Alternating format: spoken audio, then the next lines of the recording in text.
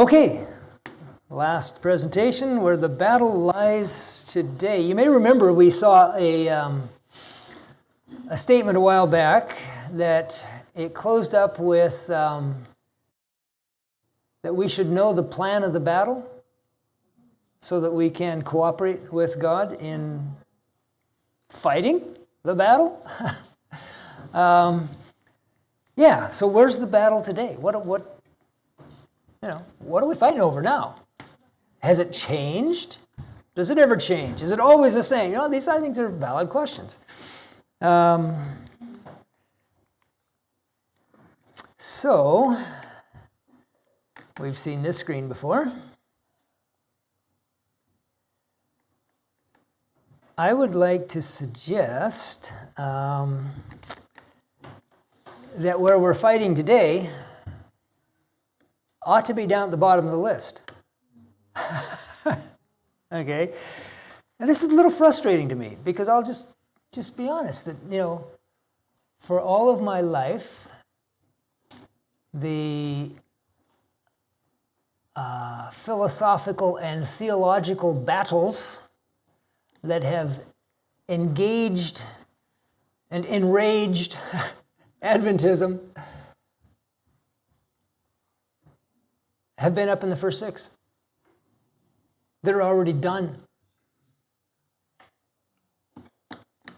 It's kind of like, oh, there's a battle we won. Why don't we go fight it again and see if we can lose this time?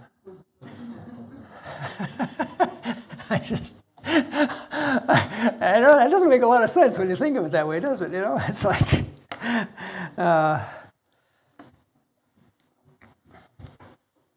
yeah.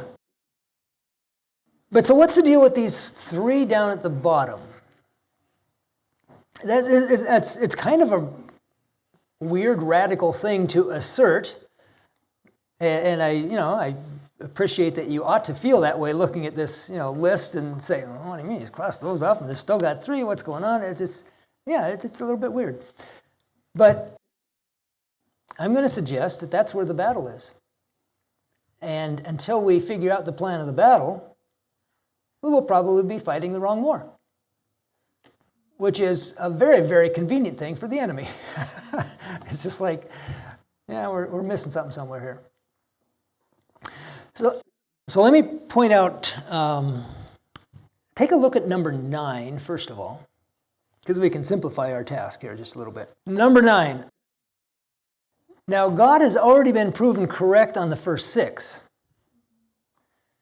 When he's proven correct on 7 and 8, number 9 just vanishes.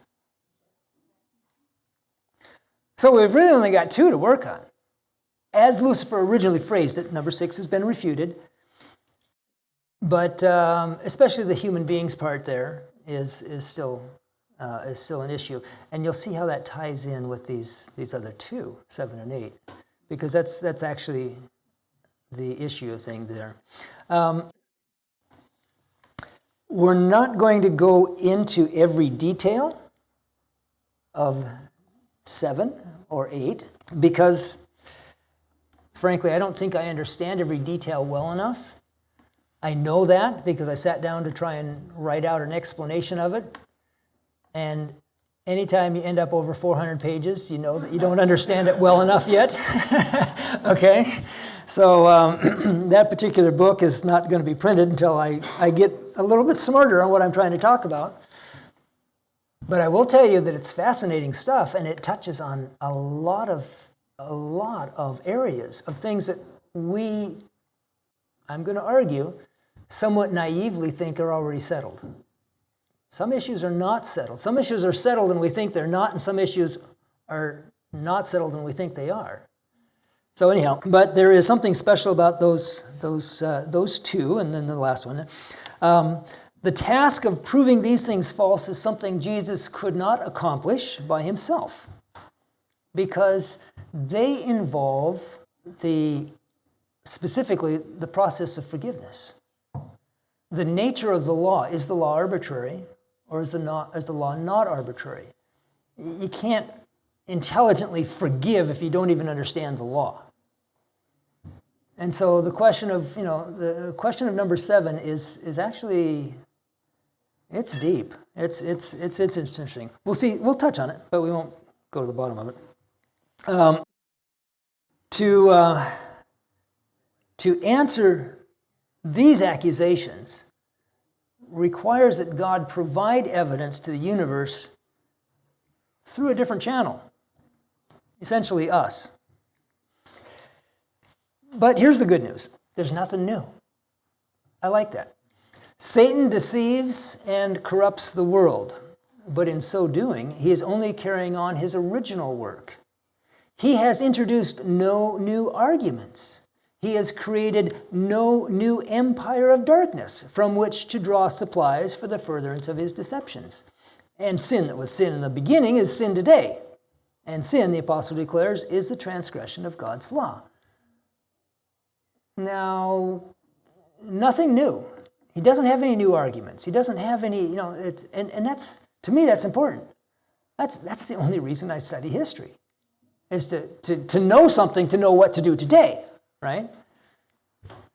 And, that goes very nicely with, that famous statement, Life Sketches 196, we have nothing to fear for the future, except we forget how God has led us in the past and his teaching in our past history. Okay, so there's something to be said for trying to understand it like that.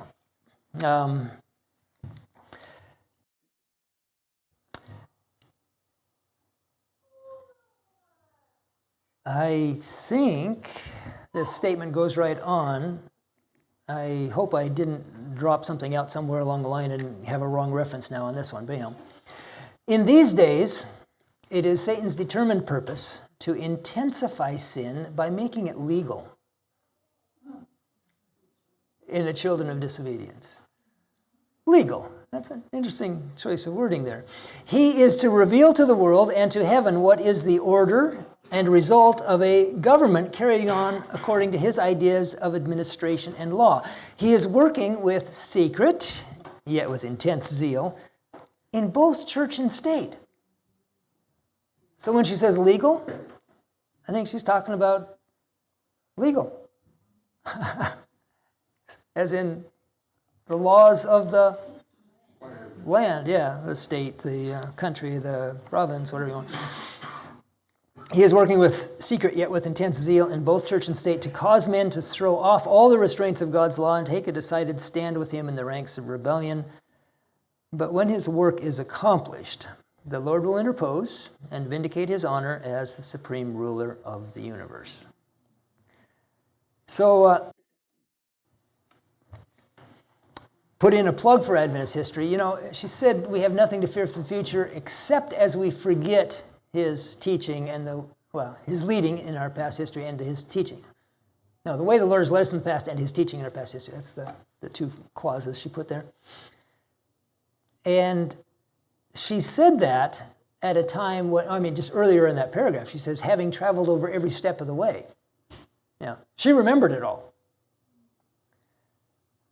So allow me to put just a bit of a plug for having some familiarity with Adventist history, because I'm not sure that never having learned it in the first place is any better position than having learned it and then forgotten it. Does that make sense? And there's a lot of valuable Adventist history out there that, not a lot of people have a lot of interest in. So I would just, put that plug into your thinking. Okay. Okay, let's go on. So, along the lines of nothing new, I believe the Lord has given us the record of these things, which we've sort of looked at, in order to illustrate these things, which are coming down the pike at us. We did not spend a great deal of time here, but we'll touch on that more. So the plan right now is to get an idea of what these last two developments will look like, the loud cry and the Omega apostasy. And then we'll see how that plays into resolving of those last two accusations. Now just a quick, very, very quick, just a verbal sketch. After the good Kellogg, which we did talk about more, we went up to Kellogg writing the book Living Temple, right? Okay, so some of you already would know where that fits in. But in that book, he espoused some very mild, to be honest, unless there's something else hidden there in the book. And I've never read the book because the counselors don't read the book, so I didn't read the book. But unless there's something else hidden other than about the 4 paragraphs that everybody quotes and has quoted for the last 100 plus years to show how much pantheism there was in the book, unless there's more in the book, I could show you worse than any health food store, probably, non-Adventist health food store. There's some weird stuff out there.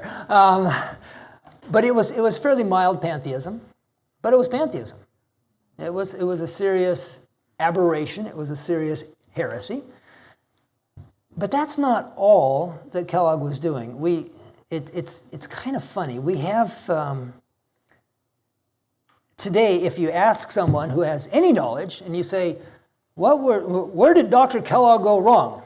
Well, you're going to hear, well, he became a pantheist. And there's truth to that. But that wasn't all. And at the time, that was about the last thing on anybody's list of worries. More to the point he was specifically attacking the church, the General Conference leadership. He was undermining Ellen White's authority. He was directly trying to challenge the church for leadership. One of his friends once issued a bit of an ultimatum to the Review and Herald, and basically said, either you guys start printing Kellogg's Living Temple material, or we'll give you 18 months, and we'll be printing our own magazine, and we'll see who's leading the denomination then. So it was pretty blatant. We'll see a little bit of that. But out of that, and especially with an extra focus on that pantheism aspect, Ellen White used the expression, she described that as the alpha of apostasy, and she said that the omega would come, and she trembled for our people. Okay, so that's the connection there. And this is such a fascinating thing, is that Kellogg, in his good Kellogg years, I will argue, and I think I could satisfy you, was directly instrumental in helping to inaugurate the loud cry. But then in his bad Kellogg years, Ellen White links him to the devil and under demonic control like no one else she ever describes. She wrote to the General Conference, says, you are not dealing with Dr. Kellogg. You are dealing with the one who was once the covering cherub in heaven. And she said, the words that come out of his mouth are not his words. Dr. Kellogg is not in his right mind. And she wrote directly to him saying, when you wrote Living Temple, the one who deceived Adam and Eve was standing at your elbow, or at your side, or something like that. I forget the wording. So in his bad incarnation, so to speak, he was really bad. In his good phase, he was really good. In his bad phase, he was really bad. Okay, let's go on. So what about the omega thing? Well, the best place to understand the omega is actually understanding the alpha, because Ellen White really says very, very little directly about the omega, and about the only way to get an appreciation of it is to recognize the connection. That's an interesting little detail. I think I've got time. I'll slide this in for whatever it's worth. These prophecies about the alpha and the omega of apostasy came out in 1905, 1906 type of thing, someplace in that era. And people read them and said, oh, that sounds terrible. Don't know what that's going to be. When in 1907, the fall of 1907, Dr. Kellogg effectively removed the control of the Battle Creek Sanitarium from the church. He just kind of took it for himself, more or less. And some people said, oh, that must be the omega thing. Right there, that's the omega thing. And then time passed, And Kellogg kind of fell by the wayside and had far less influence. I mean, he wasn't a church member anymore. He wasn't, whatever. He wasn't influencing the church so much. By the early 1920s, somebody came up with a new and interesting concept. I'm not positive. I think it might have been Taylor Bunch. And I don't say that to blame him, although I think this was a mistake. But anyhow, the idea gained prominence in about the 1920s that the alpha and the omega represented opposite ends. Bear in mind, the alpha is like an A, and omega was the last letter of the Greek alphabet, right? Okay. So actually the word alphabet comes from alpha, beta, right? Okay. So anyhow, so they said the alpha is as far as you can go that way, and the omega is as far as you can go that way. So the omega is going to be the philosophical opposite of the alpha. And so for about 60 years, that was the prevailing theory, the prevailing perspective that Adventist authors employed in discussing the alpha and the omega. And unfortunately, that created a great deal of confusion, because it's actually pretty hard to say what the opposite of something is. So if I asked you, what's the opposite of salt? Some of you would say pepper and sugar. Yeah, right, exactly. Yeah. What's the opposite of a cat? No. A giraffe, actually. Because, cats are like little, no, they're just little, giraffes are tall. And so it's actually very, very difficult to reason anything on the basis of being the opposite of something. And so what happened is that over that time, quite a number of different theories came up that were all plausible, and they all raised valid concerns. They were generally pointing to things that were heresies, but was it the Omega heresy? And probably not. One very interesting little thing, I don't have my notes here or the program, but in, I think maybe about 69 or something like that, Elder Pearson, some of you older ones may remember Robert Pearson, General Conference president for quite a number of years. He wrote to the White Estate and he said, is there anything more that you have in your files about the Omega of apostasy? I think as president of General Conference, it'd be good for me to know about that. And they wrote back and they said, no, there really isn't. But, and this was Arthur White, Ellen White's grandson. Arthur was the secretary of the estate at that time. He said, but in looking through everything that we do have, I found this short piece of writing here from my father, Willie White, about 1941 or 2 or something like that. And Willie kind of says sort of the same thing I just got done saying. He says, over the years, about 6 different people that I can think of have come up with explanations of what the Omega is. And he says, these are all men I respect, but I don't think they're right. I don't think they're right. He said, because none of those things have the same characteristics. I mean, Willie was there. He lived through the Alpha, right? And so he says, they don't feel right. They don't have the same components. He did not reason from the rejecting the opposite thing, okay? So actually, what resolved that was in about 1987.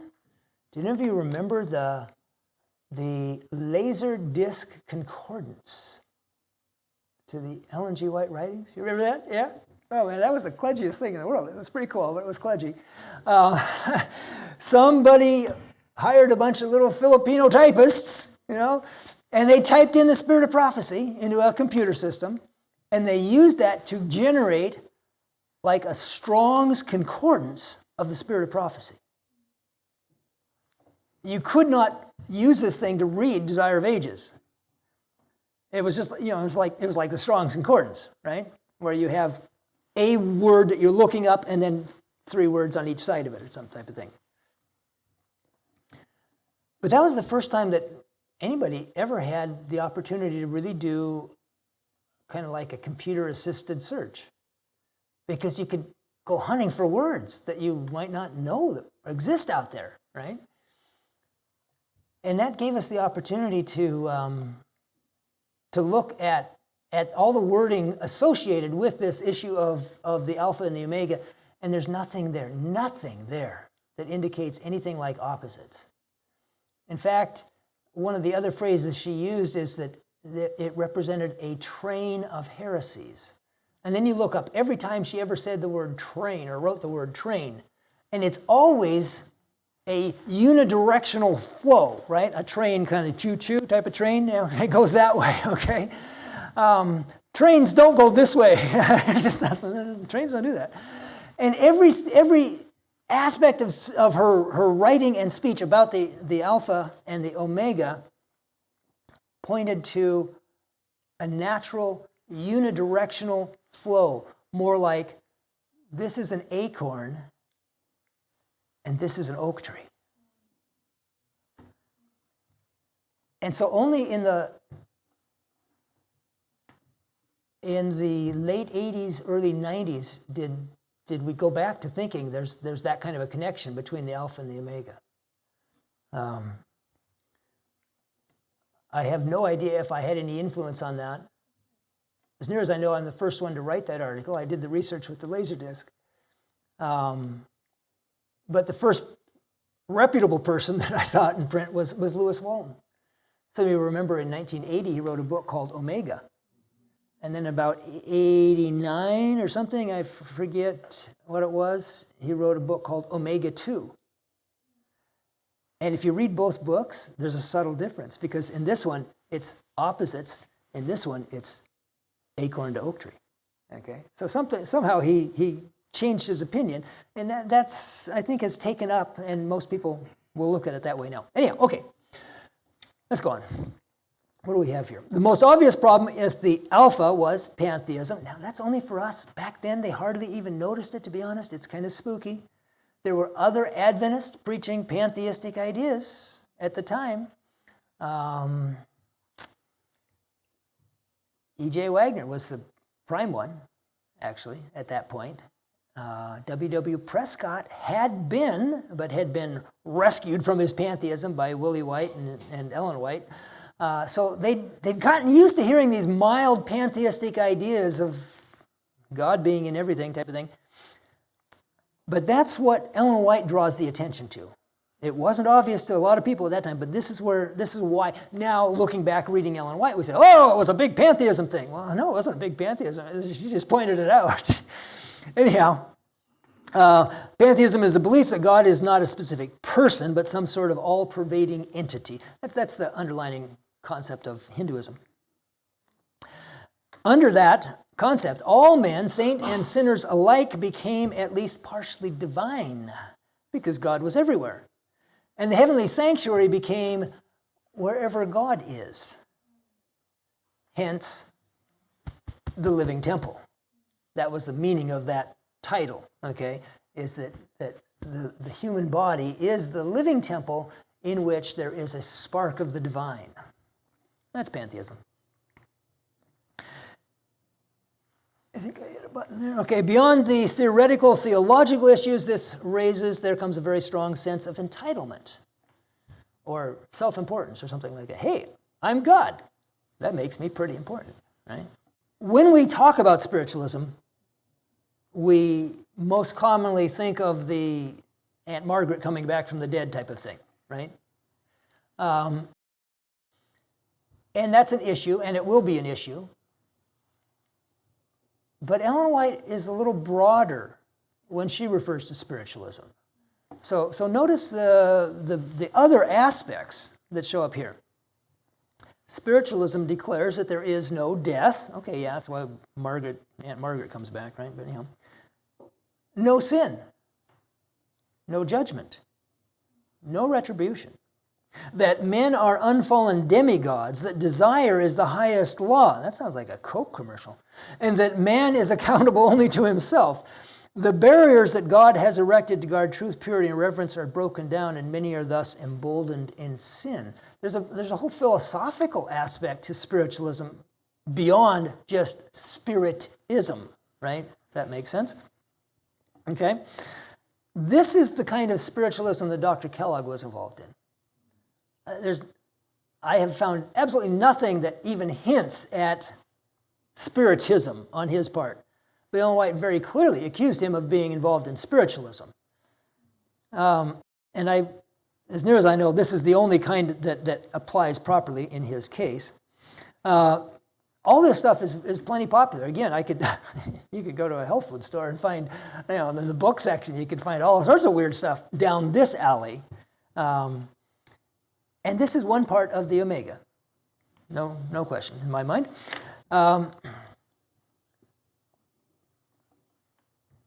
The devil often uses the avenue of a counterfeit, in his attack on God's work. I mean, you've got Sunday instead of Sabbath. You've got the Mass instead of, the work of Christ in the sanctuary. You've got priesthood instead of priesthood of all believers. He's always doing that sort of thing. Okay. So the evil twin, that's the thought there. The light is given to me in regard to the poor understanding of those that have been in the truth, that these sophistries and this mysticism, note that word in particular, and doing away with the personality of God and with the personality of Christ will get the whole room of the heart all ready for these miracles that Satan will come to work right in our midst. Some shall depart from the faith, giving heed to seducing spirits and doctrines of devils. How do we get to miracles? Miracles being done right in our midst. What gets us there? Actually, there's a simpler connection to that than you might think. The most basic thing to remember about Satan's deception is the counterfeit nature, right? Idols in place of God, right? Human sacrifice for the Old Testament system, all those things. When we speak of an end-time counterfeit, I'm not sure exactly why, but as an Adventist body of believers, if I say the devil is going to do counterfeit at the end of time, we almost always leap over everything else and land here. As the crowning act in the great drama of deception, Satan himself will personate Christ. In different parts of the earth, Satan will manifest himself among men as a majestic being of dazzling brightness, resembling the description of the Son of God given by John in the Revelation. The glory that surrounds him is unsurpassed by anything that mortal eyes have yet beheld. The shout of triumph rings out upon the air. Christ has come. Christ has come. And that's where we go when we start thinking counterfeit. But that's not where the counterfeiting starts. That's the culmination of it. If we back, what was this? That was page 624. We back up 280 pages, it looks like, or 60 pages or something, whatever. Notice this. Before the final visitation of God's judgments upon the earth, there will be among the people of the level of primitive godliness, as has not been witnessed since apostolic times. The enemy of souls desires to hinder this work, and before the time for such a movement shall come, he will endeavor to prevent it by introducing a counterfeit. Under a religious guise, Satan will seek to extend his influence over the Christian world. Okay. You probably read this. It's in Great Controversy. It's been there all along. But let's do a little thinking about this. What do you suppose primitive godliness looks like? It's kind of an important question. Because Well, here's the thing. Counterfeit $20 bills look a lot like real $20 bills.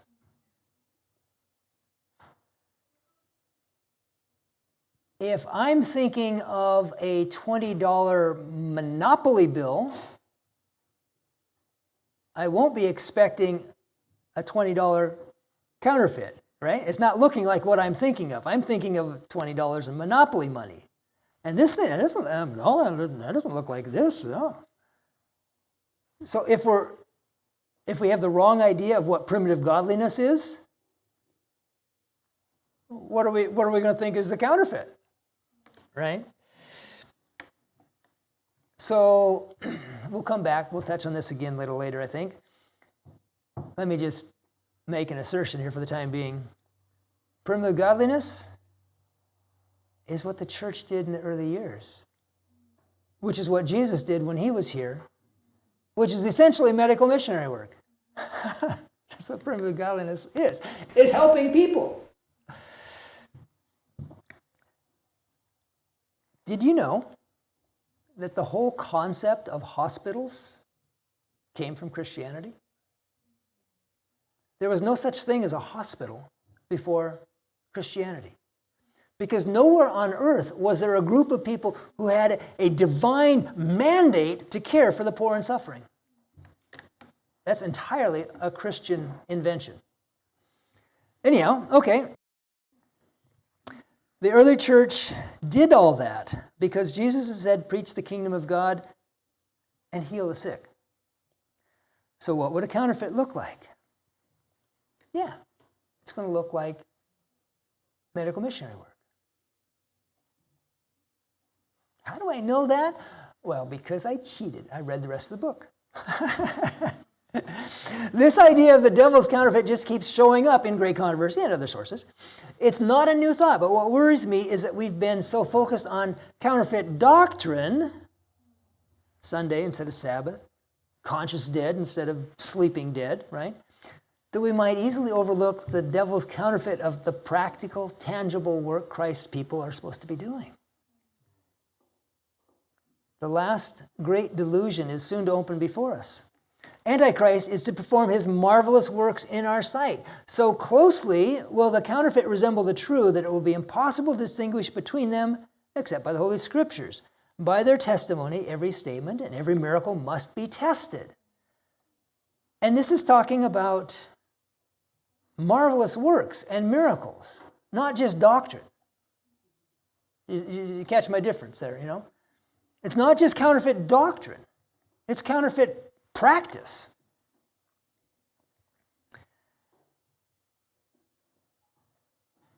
This next statement is perhaps the scariest thing in the whole business to me. Satan can present a counterfeit so closely resembling the truth that it deceives those who are willing to be deceived. ... English teacher. What are those dots called? What's that? Yeah, it's kind of what it means, but what are they called? Oh, I know, but you're doing, you know, if you're swinging at the ball, maybe you're hitting, you know. No. Ellipsis. Yes, it's an ellipsis. Okay. And it means either that something's been left out. If you see, you know, a bunch of words and then ... and then more words, it means they took something out just to, you know, bring it down to size. Or in this case, it means, yeah, we're not quite done with this sentence yet. And that's good because she answers a question here. Who in the world would be willing to be deceived? You know? It's like, yeah, I don't mind being fooled. Nobody's going to do that. But Satan can present a counterfeit so closely resembling the truth that deceives those who are willing to be deceived. What does it take to be willing to be deceived?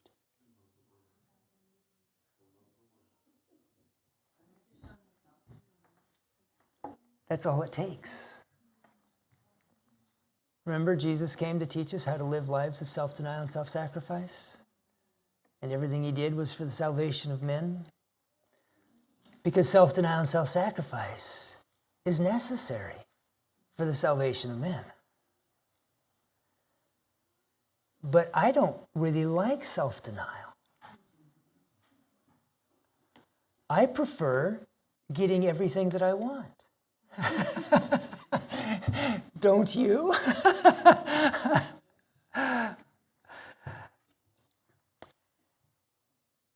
Where do self-denial and self-sacrifice show up the most?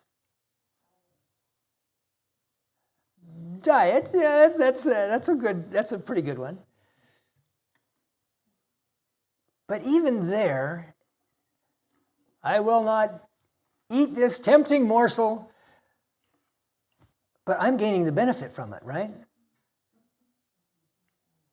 Self-denial and self-sacrifice for someone else's good, where does that show up?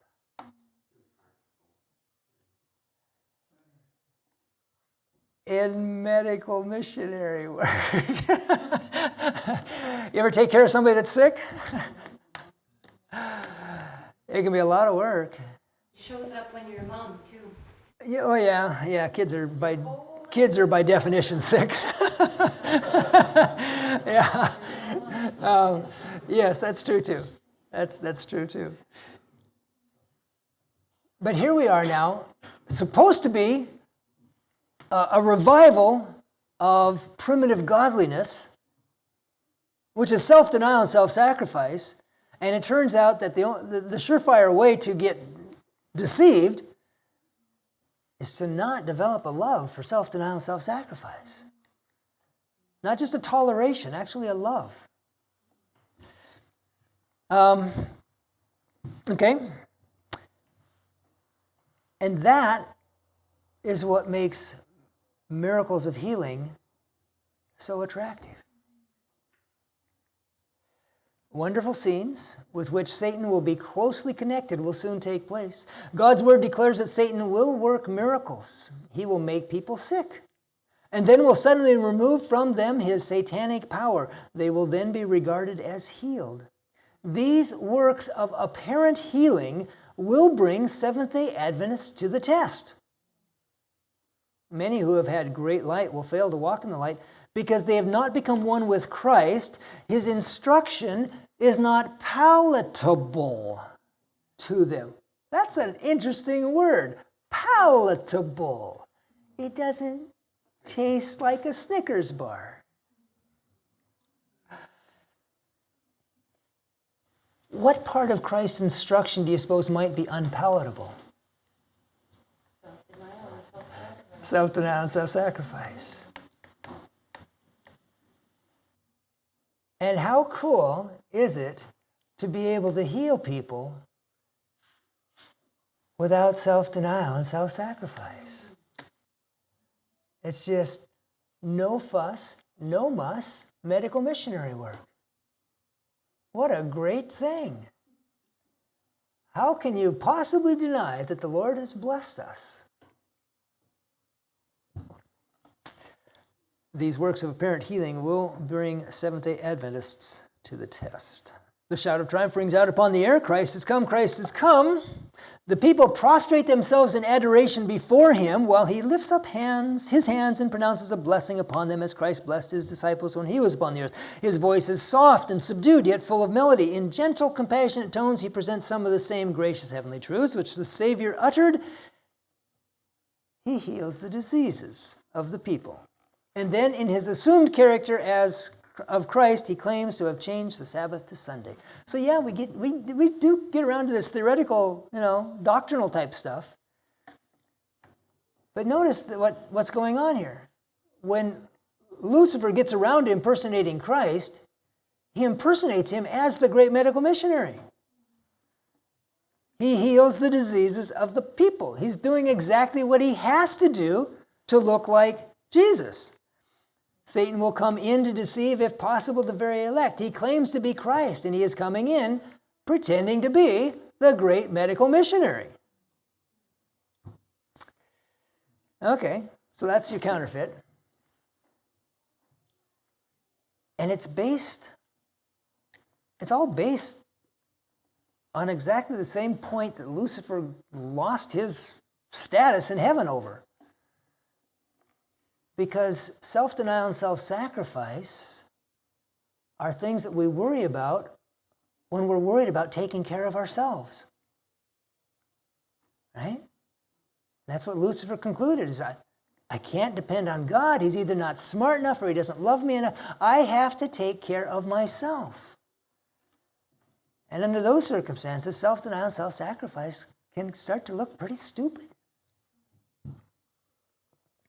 You know, I used to, in my Bible class, I'd have this, I had this little sort of a saying type of thing that I used that worked really well for quite a while for me. The idea was, Lucifer says, I know what I want, and if I have to, I'll kill it. I'll kill you in order to get it. And I contrasted that with Jesus, who says, I know what's for your best good, and if I have to, I'll die so you can have it. I like the contrast. And then after a couple of years of using it like that, I got to thinking about that a little bit more, and I modified it because I realized it had to do with this question of faith in God. And so I added, Lucifer says, I know what I want, and if I have to, I'll kill you in order to get it. I have to do that because I can't depend on God to take care of me. And then I added on to Jesus, I'll die so you can have it. I don't want to die, but my Father thinks it's best, and I trust him.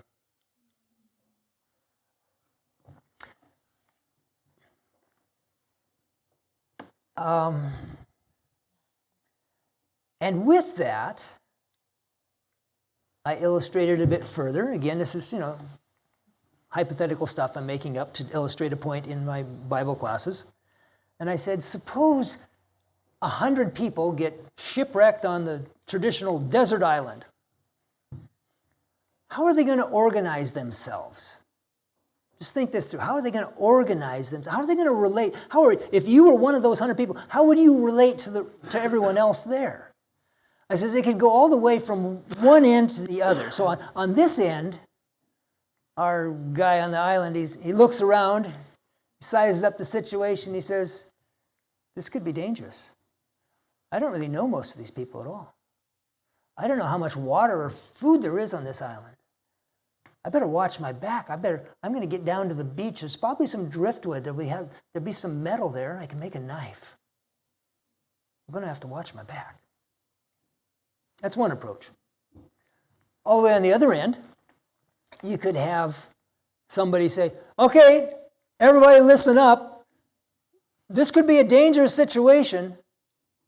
If we stick together, we'll be okay. No one ever leaves base camp without at least 4 people. Okay? Always go in groups of 4. If we all look out for each other, we'll come out okay. And so I'd ask him, I'd say, so which is the better plan? And I could always convince him this was the better plan over here. Even though one person devoting his entire energies to taking care of himself is exactly the same as 99 other people devoting 1/99th of their time taking care of that one guy. You follow what I'm saying? It's the same man hours type of a thing. Okay, but this way works out so much better in all sorts of ways, and the students could always grasp that, and I could always convince them that was the thing that they were supposed to answer me, because that's what teachers do. They get paid to mess with people's minds and make them come up with ideas that they thought were their own, and that worked for a while. And then I realized one more thing. I think I was just actually in the process of giving that illustration, and all of a sudden something clicked, and I realized this plan over here only works if there's enough food and water for 100 people on the island. If I commit to this plan over here, and there's actually only enough food for, say, 20 people, I probably just committed suicide. Which comes right back down to Lucifer's question. Is God going to provide for me or not? This plan only works if you're confident that God will provide everything you need. If you think you're on your own with limited resources, there's a real argument to be made for this plan over here. Okay. Self-denial, self-sacrifice, all that sort of stuff. Medical missionary, that's the epitome. That's just a nice way of saying all that whole package of trust in God and working for others. That's what medical missionary work is. That's the only thing that's going to get through this. Okay, let's go ahead. What are God's people doing during this time? Okay, well, we know this. Christ's method alone will give true success. Notice that word method, it's singular. This is not talking about all the little distinctions we might find in Christ's work, like, once he used clay to heal some guy's eyes, another time he touched the man, other times he just spoke, So those are different, slight differences, but that's not what we're talking about. This is the one big method, the one that stands out above all others.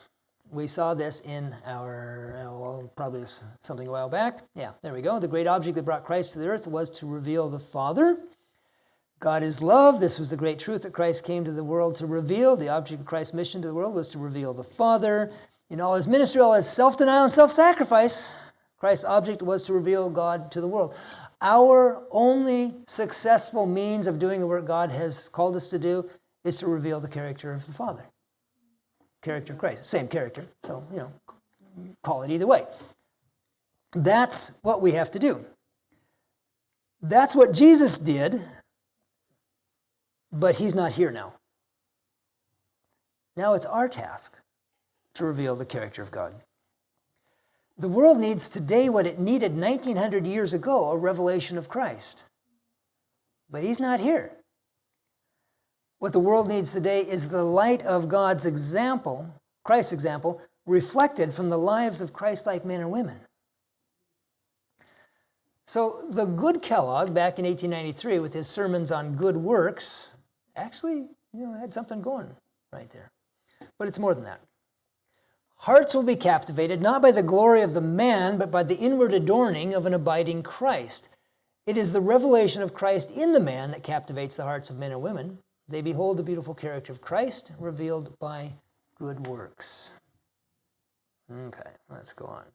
God's purpose in committing to men and women the mission that he committed to Christ is to disentangle his followers from all worldly policy and to give them a work identical with the work that Christ did.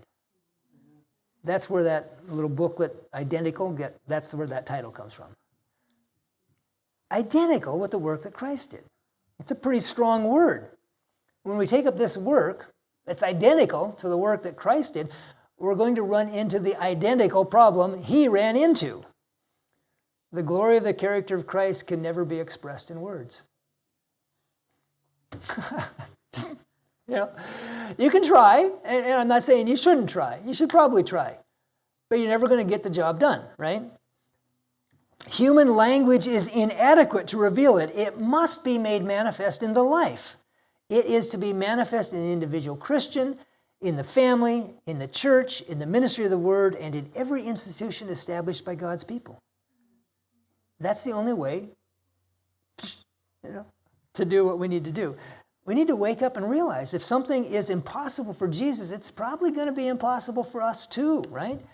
And that's why in our work of revealing the character of God, we need to use the same methods, plural this time, that Jesus used, okay? Quick, there we go. Christ, the great medical missionary, is our example. That means we're supposed to kind of follow him, right? He healed the sick and preached the gospel. In his service, healing and teaching were linked closely together. Today, they are not to be separated. The Holy Spirit never has and never will in the future divorce the medical missionary work from the gospel ministry. They cannot be divorced. Bound up with Jesus Christ, the ministry of the word and the healing of the sick are one. And actually, that's the title of one of my books I wrote. The book is "Sozo," but that sozo part is the Greek word that means both salvation and physical healing. So when Gabriel said, "You shall name him Jesus, for he shall save his people from their sins," save is sozo. And 30-some years later, when Jesus said, daughter, go in peace, your faith has made you well. Made you well is sozo, same word. Okay, so I don't know if Ellen White had any grasp of the Greek on that one. I kind of doubt it, actually, but she nailed it. They go together. They're not to be divorced. Going on, the union of Christ-like work for the body and Christ-like work for the soul is the true interpretation of the gospel.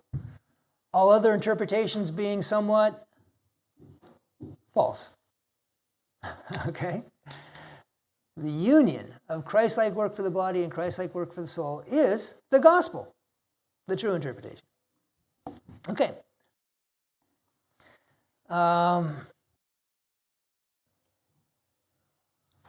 Okay, I'm going to skip that one. Let's just keep going here. Okay. In the character of God's people, a living testimony will be born that will contradict the fallacy of Satan, who has declared that the law of Jehovah is, accusation number 7, arbitrary, and holds its subjects under a cruel bondage. That's one reason I know number 7 is still on the table, is because it's up to us. It's in the character of God's people that one gets refuted. So, of course, it's still on the table. Okay? The Lord desires through his people to answer Satan's charges by showing the results of obedience to right principles.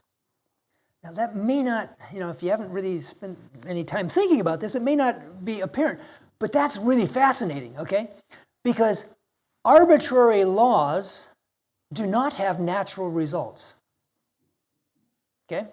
So if there's a speed limit, let's say the speed limit is 80K, and I'm in a hurry to get home, and so I'm driving at 120.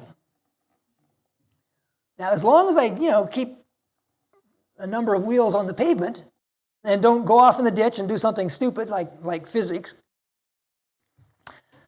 as long as I get home, if I don't happen to be caught by a Mountie, I don't lose any money. Actually, all that happens is I get home quicker. That's why it's kind of appealing sometimes. I don't know, maybe none of you are tempted to speed. But that's the thing, is driving too fast does not automatically extract money out of my wallet. It takes somebody there to catch me, to enforce it. It takes the courthouse. It takes a whole raft of mechanism to enforce an arbitrary law. And so Jesus wants to show by the results of obedience. This is not arbitrary. Results is the language of cause and effect. God's arbitrary decision is not, okay, that's good. God's final work uses the same method, this is kind of a review right here. God's final work uses the same method that Christ used during his life on earth, the revelation of the character of God. God's final work requires that human beings take up the same manner of work that Jesus practiced during his life on earth. The revelation of God's character cannot be accomplished through words alone. Acts of mercy and healing are also necessary. In short, God's final work is self-sacrifice and self-denial, exemplified in what we often refer to as medical missionary work. You can call it anything you want. It doesn't matter what you call it. But that's what it is. That is the only way to finish God's work. And an important point here, medical missionary work does not require a medical license. Medical missionary work, that's the only thing that's bad about that name, is it makes people think, well, I'm not a doctor, it doesn't apply to me. No, if you can rake leaves for the little old lady down the street, you can be a medical missionary. If you can bake a loaf of bread and take it to somebody who might be hungry, that's medical missionary work, okay? If you happen to be a nurse or a doctor or a massage therapist, cool. You have more tools in your bag. Use them, okay? But you don't have to be medical professional to be a medical missionary. Okay. All of which helps us understand this statement. The truth for this time, the third angel's message is to be proclaimed with a loud voice, meaning with increasing power, as we approach the great final test. This test must come to the churches in connection with the true ... true what? I think everything I heard is actually, kind of correct. Yeah, I'm always surprised. I mean, seriously, come on, people. The Sabbath, Sunday, right? It's connected with the true Sabbath, right? You would think, but no, it's not. Not in this statement. It's actually the true medical mission work. This test must come to the churches in connection with the true medical mission work, a work that has the great physician to dictate and preside in all it comprehends. We're going to be tested on self-denial and self-sacrifice. That's what medical missionary work is. Back in Ellen White's day, she wrote of Kellogg's apostasy, but her description included more than actually happened at that time. She painted a picture of where the alpha of apostasy was headed. As near as I can figure it, that's our best description of what the omega will be, right? Here's the acorn, there's the oak tree. Okay, she described what this acorn was going to do. You plant that thing, yeah, it's going to grow. May not want to plant that one. So let's take a quick look at some of this. The enemy of souls has sought to bring in the supposition that a great reformation was to take place among Seventh-day Adventists, and that this reformation would consist in giving up the doctrines which stand as the pillars of our faith and engaging in a process of reorganization. Were this reformation to take place, what would result? Now the statement goes on another couple of slides here. But notice, here we're talking about doctrines. That's important. Don't get me wrong. I'm not downplaying doctrine. Of course it's important. Understand, the doctrines, right? That's important. The principles of truth that God in His wisdom has given to the remnant church would be discarded. Our religion would be changed. The fundamental principles that have sustained the work for the last 50 years would be accounted as error. A new organization would be established. Books of a new order would be written. A system of intellectual philosophy would be introduced. The founders of the system would go into the cities and do a wonderful work. The Sabbath, of course, would be lightly regarded as also the God who created it. Nothing would be allowed to stand in the way of the new movement. A lot of fascinating details in this. I'm not going to talk about them all. But it talks about principles of truth, and the fundamental principles would be changed. You could see that as doctrine, and that might be what she had in mind. I could also see that as the fundamental principles of Christian living, of love to God and love to our fellow man. That's a pretty fundamental principle too. Jesus once said something about everything else hangs on him. That's kind of fundamental. The new organization, that's an interesting specification. Books of a new order, that's been the easiest one. It was like for decades, every time a book comes out that somebody doesn't like it, that's a book of a new order. That's got to get rid of that one. Okay, that's just been the easiest one to throw around. That's always been fun. A system of intellectual philosophy. Apparently, and some bright fellow from Michigan sent me an email a while back, and he pointed out that phrase, intellectual philosophy, was a synonym for all manner of religious isms, okay? He actually sent me a PDF of a whole book, a study of intellectual philosophy, and it was all about Hinduism and this ism and that ism and whatever. So that was maybe a little more loaded than we would read into that today. Foundations, the founders would go into the cities. That was Kellogg doing the Chicago City Mission, which I really didn't talk about. But that became a huge problem because he was doing very little missionary work and was spending a lot of money. That was kind of a very practical problem. The Sabbath, lightly regarded, God who created, nothing would be allowed. That last statement there, that last sentence, implies kind of a forceful aggressiveness, right? The leaders would teach that virtue is better than vice. Well, thank you for that much. But God being removed, they would place their dependence on human power. That's an interesting specification, placing dependence on human power. And it says that's been the great weakness of the Adventist church, is placing man where God should be. To be honest, and I don't want to be harsh about this, but what we talked about in the last meeting of accepting the AMA as opposed to simply working on God's principles, I think it was an example of that, placing man where God should be. They would place their dependence on human power, which without God is worthless. Their foundation would be built on the sand, and storm and tempest would sweep away the structure. I am afraid that every element there is playing out in Adventism right now. Okay? Way too many church members are heading down a pointless social gospel kind of road. That's what Kellogg was doing in the cities, right? And that mindset is deadly. They want to be sort of virtuous, but they aren't learning to follow God's directions explicitly and trust Him with the results. They want to feel good, because feeling good is, it's nice. It goes right back to Lucifer's problem. Is God smart enough? Is God loving enough to care for me? Or should I take care of myself? It goes right back to faith. It's the same issue. But notice in particular this sentence, this last sentence. Do you recognize what that's alluding to? That foundation built on the sand. Remember the song? The wise man built his house upon a rock, right? And the other guy didn't. And the rain came down, and the floods came up, and the house on the sand went shmushk, or something. I don't really remember how the song goes, something like that. There are two houses in the parable. There's only one storm. That's really important. It's not like God says, oh, look, well, there's a very wise and righteous individual. I will send him some April showers so that he can have May flowers. But, oh, look, this other miserable wretch over here is quite heretical. He's an evil guy. I'm going to hit him with a Cat 5 hurricane. Huh? That's not what happens in the parable, okay? It's the same storm.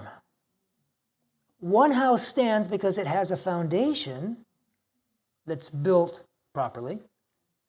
One house falls because it has a foundation which is built poorly, shall we say.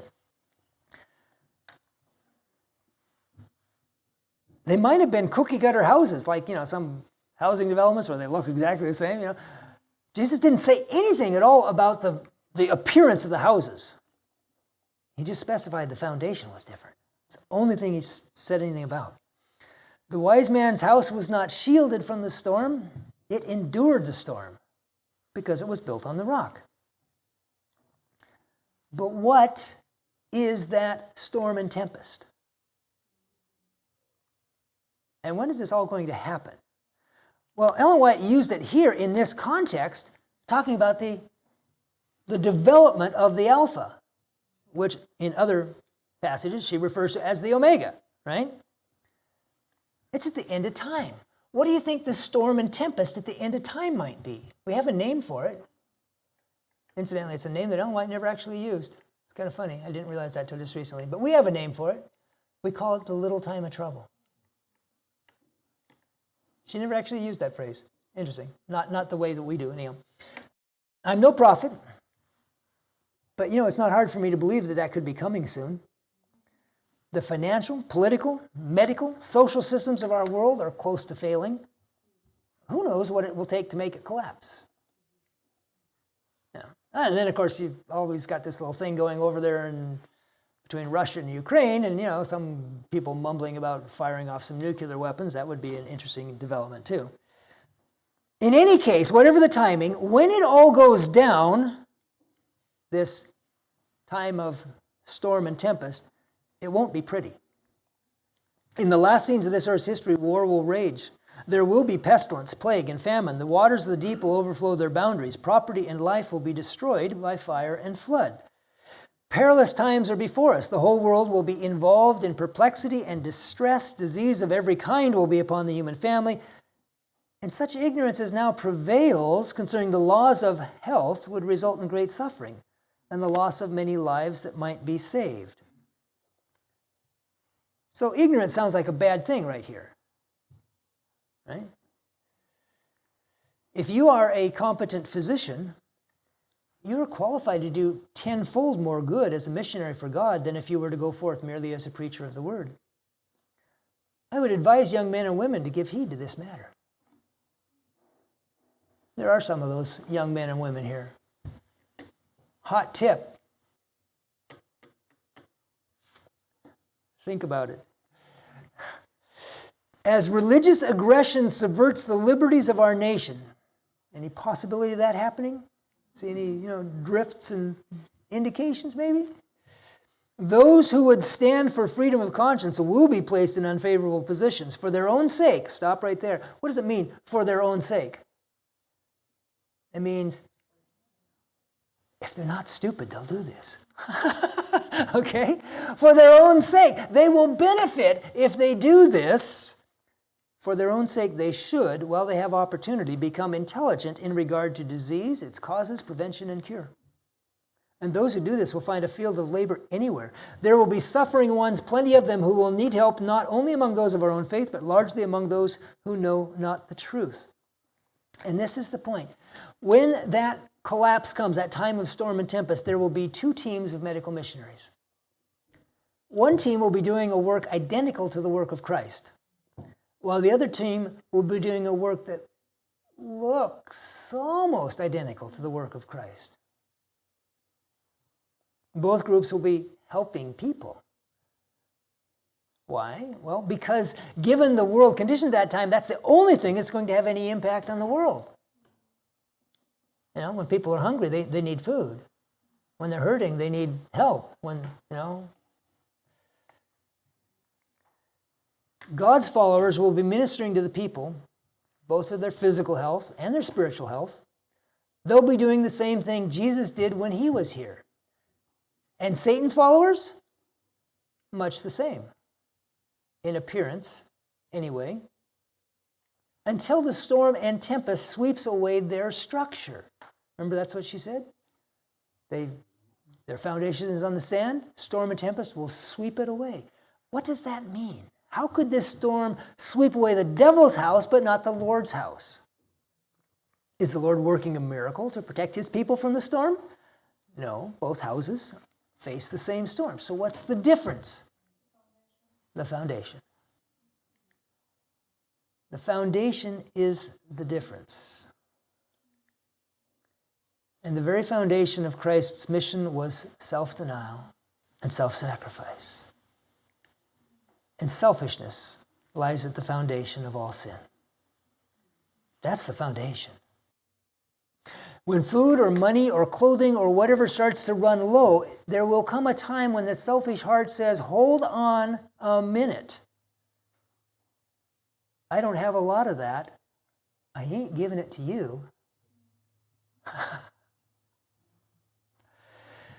Not trusting God's love and wisdom to care for them, they have taken upon themselves the responsibility of caring for themselves. It's right back to Lucifer.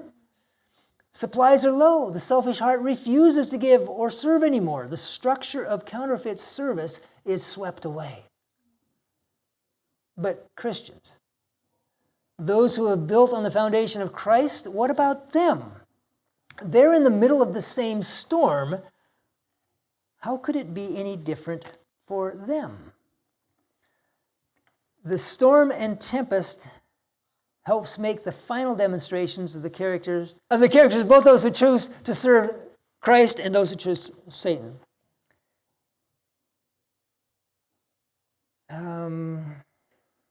Okay, yeah, I'm going to add this.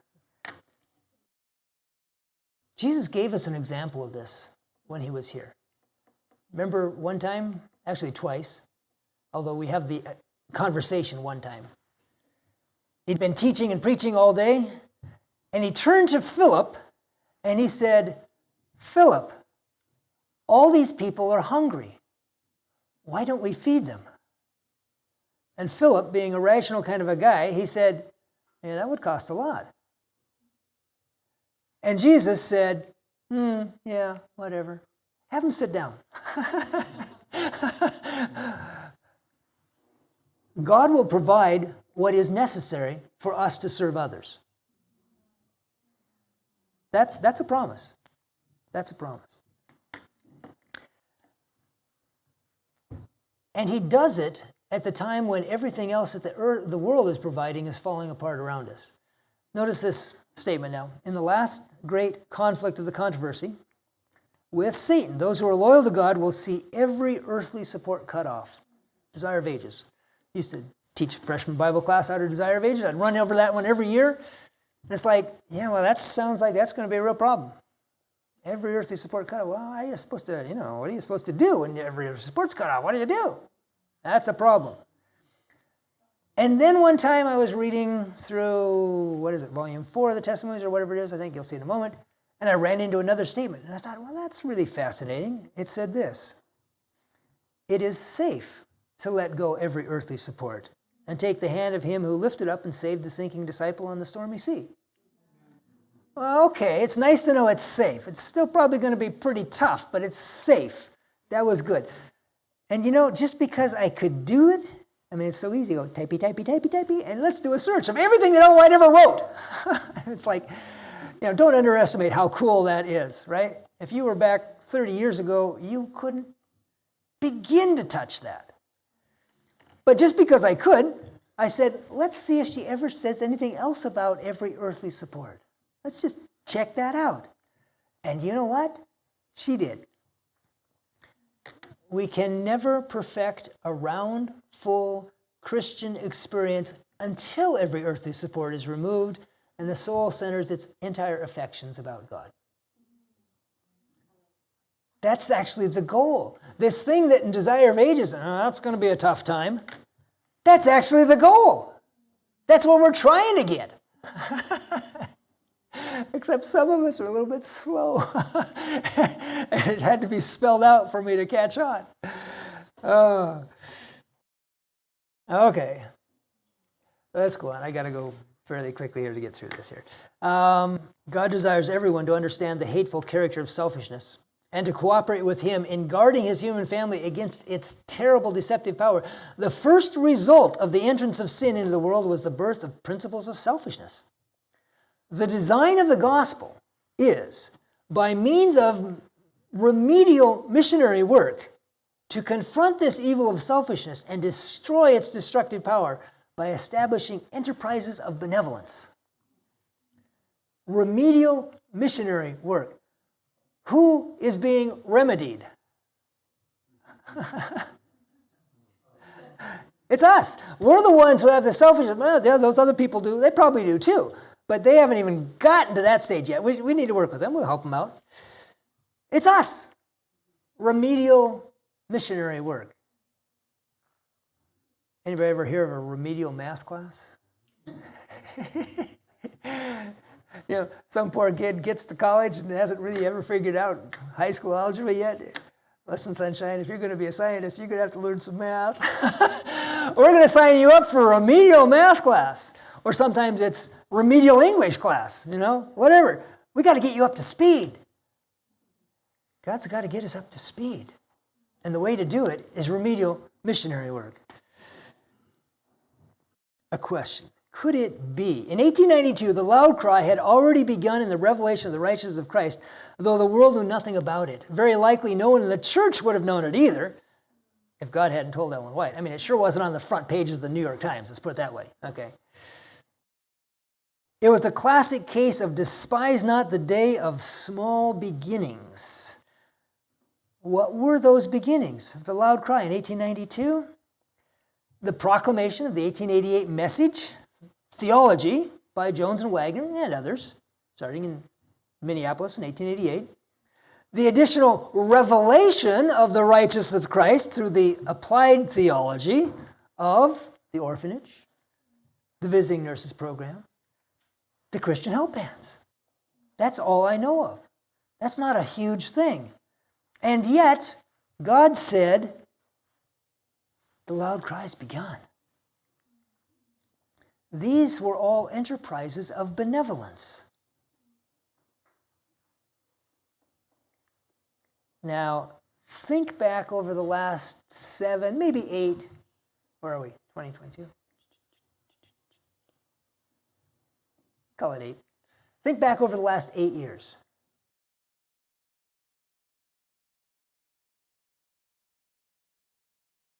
The LA Convention Center has been converted into a massive free clinic for the rest of the week. Long lines expected at the LA Convention Center for the next couple of days, not for a concert or a show there, but for some much needed health care. Thousands of healthcare professionals and volunteers are providing much needed medical and dental care to people without insurance. All about this free clinic, which runs through Friday, and it's not just about dental care. We're talking about massages and haircuts and you name it. Good morning, Sandra.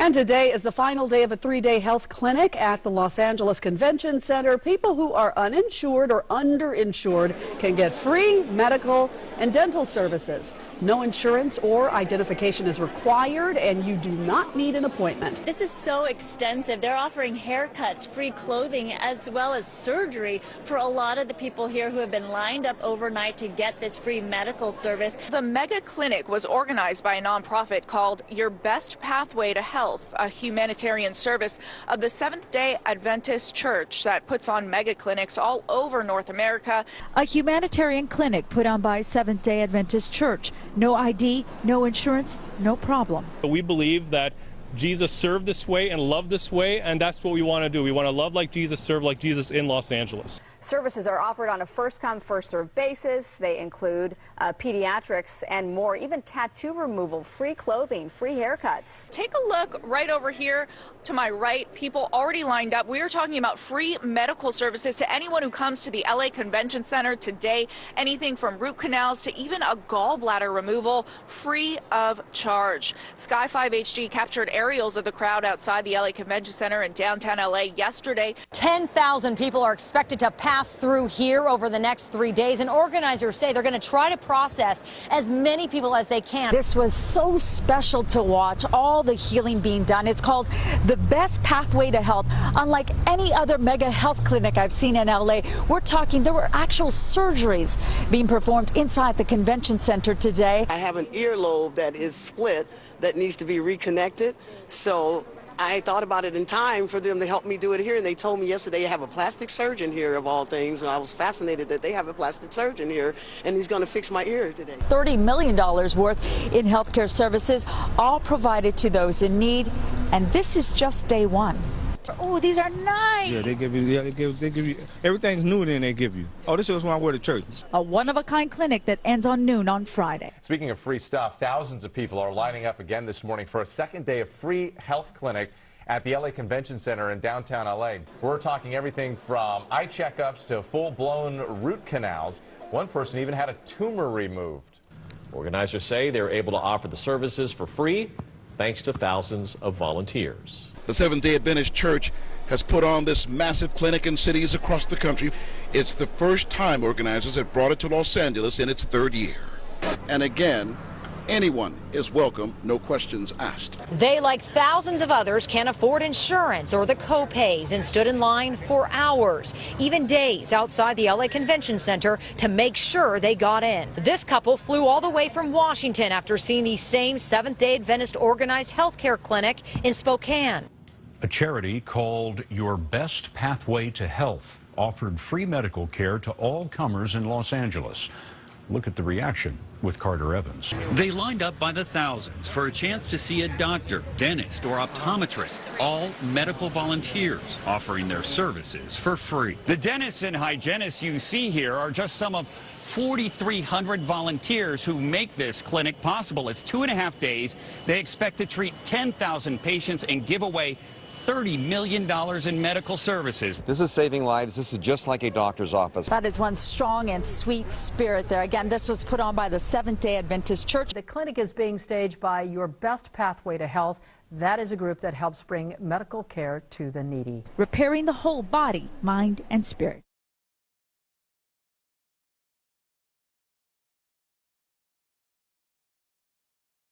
Could it be? Could it be? San Francisco, Oakland in 2014, San Antonio 2015, Spokane 2015, Los Angeles 2016, Beckley, West Virginia 2017, I think it was, Phoenix 2017, Fort Worth 2018. The next one was scheduled for Indianapolis 2020. But you know what happened that year? plus dozens of smaller Amen clinics coordinated through the Adventist Medical Evangelism Network. If an orphanage, a visiting nurses program, and the Christian help bands in about 4 cities, actually only 1 city at the time she wrote it, if that could qualify as the beginning of the loud cry in 1892, because it was actually using Christ's method to do the work that we've been asked to do, what do you think about the last 8 years? Is there any possibility? I'm not a prophet. I can't do what Ellen White did, and the loud cry has begun. I can't do that. But is it possible? I think so, and here's why. As Lucifer sees that we are making efforts to work the cities as if we meant to give the last message. Okay, I'm going to stop there. We got some dots at the end. As Lucifer sees that we start to do this as if we meant to, how is there a paraphrase for as if we meant to? What do you think that might be? You know? I'm going to give you my editorial gloss. That's a technical term there. I'm going to give you my idea what that means. Maybe we should read the directions this time. Maybe we should read the directions as if we meant to do the job right. So what are the directions? Well, here's an interesting example. Henceforth, medical missionary work is to be carried forward with an earnestness with which it has never yet been carried. This work is the door through which the truth is to find entrance to the large cities. It was not purely medical. Okay, I didn't work in the medical. I worked in the chaplaincy. Okay, and we gave out thousands and thousands of books and things. It was really fun. Actually, we had these bags that we put, like A Desire of Ages, A Great Controversy, and maybe a health magazine and a couple of other little things in. And everybody got one of those. And then we had tables, and we said, anything else that looks useful or interesting, take it. And people would go by the tables. It wasn't like, oh, yeah, thank you for the bag. Yeah, whatever. No. They took the bag. Oh, look at that. And there's more over here. Oh, and they took it. And you did not find it on the sidewalk out in front. They weren't throwing that stuff away. Another detail on that, for what it's worth. If you had blood work done, it was going to take a week or so to get your results back. If you had some other things done, it was going to take some while. In one of the 8 places, or whatever it was, I don't remember which one, they didn't have immediate delivery of eyeglasses, so you had to wait a week or whatever for them to come back. And they would come back to a health information center, i.e. an Adventist church, okay? So if you wanted your blood work or if you wanted your eyeglasses, you had to go to the church, okay? And so they'd come to the church, and there they would be met with a nice, happy, smiling person who would give them whatever they came to get and also give them an opportunity to sign up for stuff, programs, things, okay, whatever it was. They kept track of it. 90% signed up for something. Okay. So, don't get me wrong, I'm not saying that Pathway to Health is the perfect means or method. It had its own issues, right? Everything does. I'm not saying that that's the tool that's going to take the gospel to all the world, because no, it's vastly too big, it's too expensive. But it is a tool. It was working the cities, and it was making a huge. You can't do something that big without interfacing with a lot of high-up government-type people, okay? Because it's a big deal. You got extra police there, you got insurance questions, you're dealing with the mayor, you're dealing with the governor, you're dealing with, all sorts of things. It's a big deal. And so what happens if Lucifer sees us doing that? Interesting question. I'm so glad you asked. His wrath will be aroused and he will employ every device in his power to hinder the work. What happened to the 2021? Oh yeah. somebody's idea of a pandemic came along. You know, it'd be fun to be a prophet and be able to speak with absolute divine certainty. But I can't. Do I think the devil had something to do with that pandemic? Yeah, I do. You're entitled to differ with me, that's fine. But I do. Okay? It didn't happen in 2020. It's supposed to happen next month. I'm not sure how it's going to work out. Okay, what are the odds that this pandemic might be one of Satan's devices? What are the odds that we're in the early days of the loud cry? Again, could it be? It's a funny thing about this too, that statement right there. Satan seems pretty nervous about cities. They are actually his weak point, his Achilles heel, right? You know, I don't really like cities that much. It's easy for me to think of them as being just like incorrigibly evil. It's just, write them off. It's fire, brimstone, go. You know, that's really, you know, it's easy for me to have that attitude. But Satan seems kind of worried about him. And it got me to thinking, and he has an awful lot of unhappy customers in his cities. If we could show them something better, it wouldn't be surprising to see a lot of them say, you know, this whole thing that I've been doing for the last 40 years, it kind of stinks. I want to do something different. I want to relate my life in a different way here. Okay, let's go on. The followers of Christ know little of the plots which Satan and his hosts are forming against them. But he who sitteth in the heavens will overrule all these devices for the accomplishment of his deep designs. The Lord permits his people to be subjected to the fiery ordeal of temptation, not because he takes pleasure in their distress and affliction, but because this process is essential to their final victory. He could not, consistently with his own glory, shield them from temptation. For the very object of the trial is to prepare them to resist all the allurements of evil. What? God is not going to shield his people from temptation? We've got a promise for that. He can't just dump us, can he? Look at that Bible verse. God is faithful, who will not allow you to be tempted beyond what you are able, but will with the temptation make a way of escape that you may be able to bear it. We've got a promise. How can she say he cannot, consistent with his own glory, shield them from temptation? He's got to shield us. He's promised. Of course, he keeps his promise. But at the end of time, he keeps that promise by preparing them to resist all the allurements of evil. When they are in a position where they can resist all the allurements of evil, then, for the first time, he can do like he did with Job, say, you're a witness, Lucifer. Go ahead, just don't kill him. And for the first time, Lucifer can't cry that you're messing with the witness. You're tampering with justice. You can't say that they like your government. You haven't even let me give them my best sales pitch.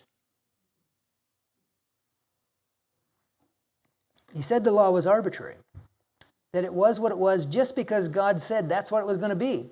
He said that God could change it anytime he wanted by just saying the new law is. But God said no, it's not arbitrary and it's impossible to change. So Lucifer came back with his killer punch, remember? Okay, God, if you can't change your law, that means you can't ever forgive anyone, because if the law is beyond your control, so is the penalty. Satan laid his plans to wrest from God the noble Adam and his companion Eve. If he could in any way beguile them to disobedience, God would make some provision whereby they might be pardoned. And then himself and all the fallen angels would be in a fair way to share with them of God's mercy. You see what he was doing? God says he can't change the law. God says we have to die. But I know how much he loves these guys. I'll get them to sin too. He's never going to give up on them. He'll find a way to save them. He's going to change his law to save them. And when he changes his law, everyone will see that I was right. I told him he could change it. I win. He reasoned that if God pardoned sinful man whom he had created, he would also pardon and receive into favor him and his angels. But he was disappointed. Disappointed. I think that's a very delicate understatement. Maybe driven into an absolute insane range of homicidal mania. maybe that's what it was, actually. But Ellen White is more discreet than I am. Lucifer couldn't imagine any way to forgive without changing the law. He thought he had God in a box. Those humans you thought it was such a good idea to create, yeah, they sinned. They have to die. Unless, of course, you decide to be reasonable and change your law. Do you see how the argument goes? And he said, you can't forgive them, God, if you can't change the law. You have to change the law to forgive them. I know you want to forgive them, so just change the law. And God said, I don't have to change the law to forgive them. What I have to do is simply restore them to faith. And then they will be able to resist all the allurements of evil. Then they will be forgiven in the only way that sozo forgives. It's one thing. Suppose you're driving down the road too fast and the cop pulls you over. And you say, oh, but officer, it's like I was having a really tough day. And the guy's nice. And he says, well, yeah, okay, I'll just give you a warning this time. That's how arbitrary laws work. Now, suppose you go into the doctor's office, and the doctor comes back and says, well, we got the test back and you have cancer, stage 4. Yeah, but doctor, this is going to ruin my whole week. You got to do something about this. Can't you just write me a hall pass or something? Just give me an excuse. No. Non-arbitrary issues aren't forgiven that way. They're forgiven by healing. And that's what God's doing in strengthening his people to resist all the allurements of evil. He's re-inspiring faith. They've let go of every earthly support. They're depending on nothing but God. That's faith. Bingo. God wins. Lucifer loses. Either way, I win, Lucifer thought. Satan numbers the world as his subjects, but the little company who keep the commandments of God are resisting his supremacy. If he could blot them from this earth, his triumph would be complete. He sees that holy angels are guarding them, and he infers that their sins have been pardoned, but he does not know that their cases have been decided in the sanctuary above. This is the very end of time, after the close of probation. What's Lucifer's argument? At the very end of time? This is crunch time. This is time for the absolute best argument. I don't care if you've got 15 different arguments. You go straight to the best one. What's his best argument? He has an accurate knowledge of the sins which he has tempted them to commit, and he presents these before God in the most exaggerated light, representing this people to be just as deserving as himself of exclusion from the favor of God. He declares that the Lord cannot in justice forgive their sins, and yet destroy him and his angels. He says, you can't do that, God, because you haven't changed the law. You can't forgive them. And God says, that's not the way the law works. They followed the doctor's directions, and they're healed. You didn't, and you're not. So what is God going to do about this final claim? He's going to show through his people that he doesn't need to change the law in order to be just. He's going to be both just and the justifier of the one who has faith in Jesus. That's actually in Romans. It's in the Bible. He's going to be just and the justifier. He's not going to change the law. He's going to heal them. The design of the gospel is, by means of remedial missionary work, to confront this evil of selfishness and destroy its destructive power by establishing enterprises of benevolence, to destroy the destructive power of selfishness. That's healing. Of course, Satan has a few words to say about all this. One more statement here first. God works to prepare them to resist all the allurements of evil because this is essential to their final victory. That's just a reconstruction of the statement we looked at a moment ago. Okay. Satan has a few words.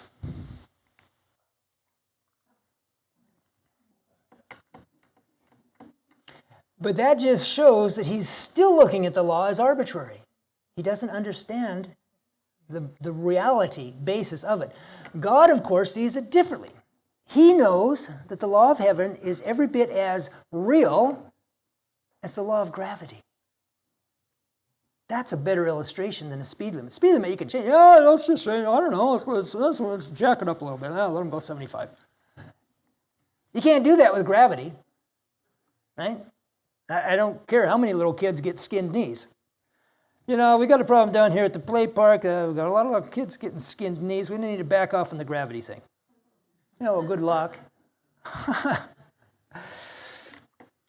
Laws like that don't depend on the king or the parliament or Congress or city hall. They come from the greater reality than any of those things. So does the law of sin and death.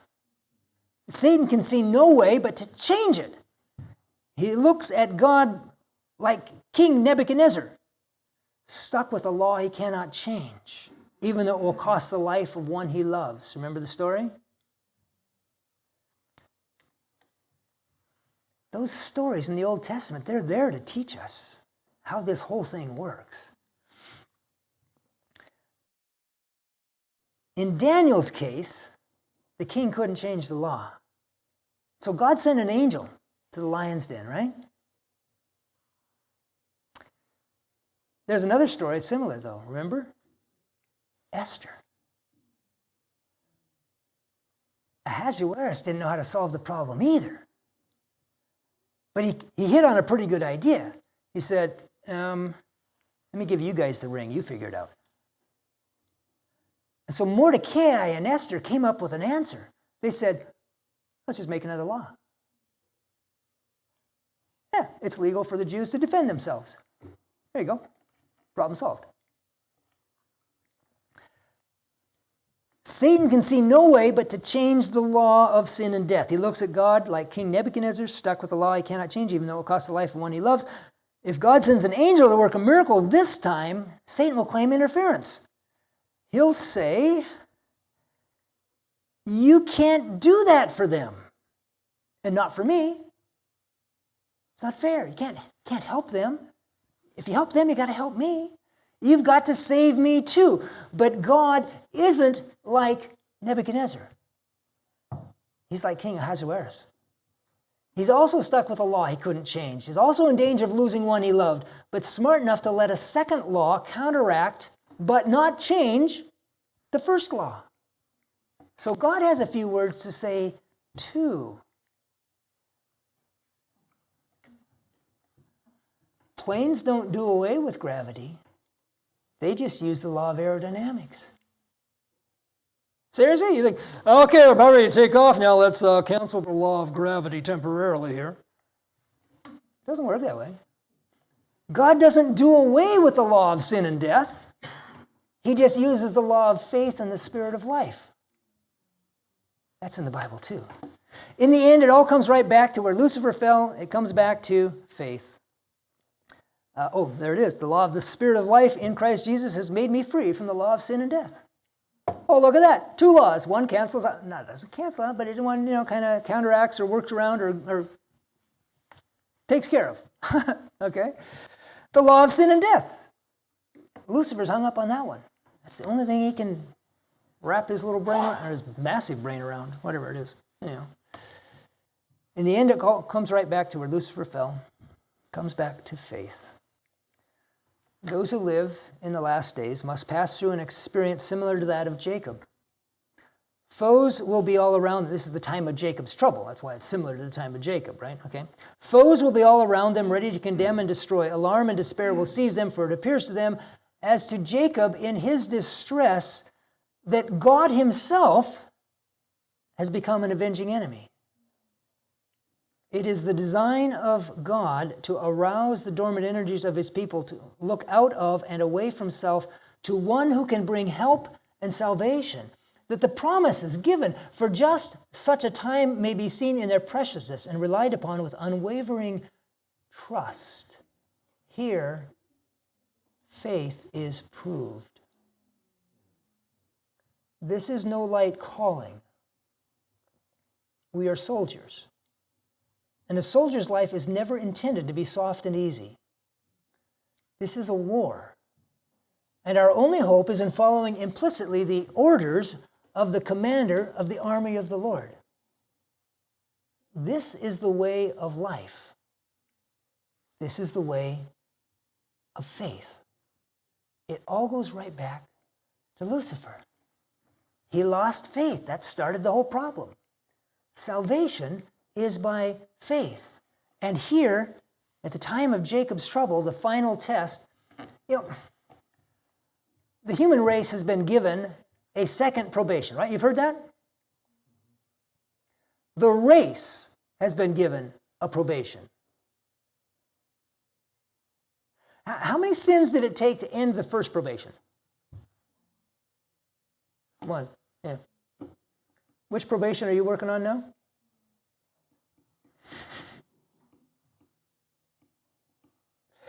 We confuse our individual time of probation with the second probation of the race. That second probation is right here, time of Jacob's trouble. Will they or will they not pass the test of faith? That's the second probation for the race. We all have an individual probation that decides where we end up on the whole scale of things. But that's the probation. And right there, there's only one proper thing to say. And we're given the line in the book of Job. Though he slay me, yet will I trust him. That's where this all goes. And that's where we'll end.